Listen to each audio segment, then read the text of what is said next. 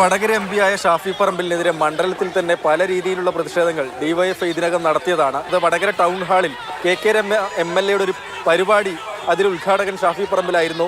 പരിപാടി ഉദ്ഘാടനം ചെയ്തതിന് ശേഷം ടൗൺ ഹാളിൽ നിന്ന് മടങ്ങുമ്പോഴാണ് ഷാഫി പറമ്പിലിനെതിരെ ഈ വിധത്തിലുള്ള ശക്തമായ പ്രതിഷേധമുണ്ടായത്. സംഘടിച്ചെത്തിയ ഡിവൈഎഫ്ഐ പ്രവർത്തകർ, അവരുടെ കൈവശം പ്ലക്കാർഡുകളൊക്കെ തന്നെ, ബാനറുകളും ഒക്കെ തന്നെ ഉണ്ടായിരുന്നു. അവർ ഷാഫി പറമ്പിലിന്റെ വാഹനത്തിന് മുൻപിലേക്ക് ഓടിയെത്തുകയായിരുന്നു. തുടർന്ന് വാഹനം തടഞ്ഞു. വലിയ രീതിയിൽ മുദ്രാവാക്യം വിളികളുണ്ടായി.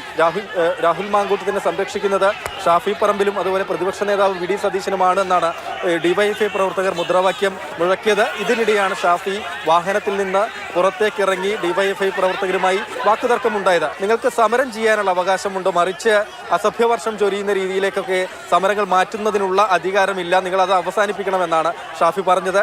ഏതൊക്കെ വിധത്തിലുള്ള സമരങ്ങൾ നടത്തിയാലും ഭയപ്പെട്ട് വടകരയിൽ നിന്ന് പിന്നോട്ട് പോകാൻ തയ്യാറില്ല, വടകര അങ്ങാടിയിൽ തന്നെ താൻ തുടരും എന്നുകൂടി ഷാഫി പറമ്പിൽ പ്രവർത്തകരോട് പറഞ്ഞു.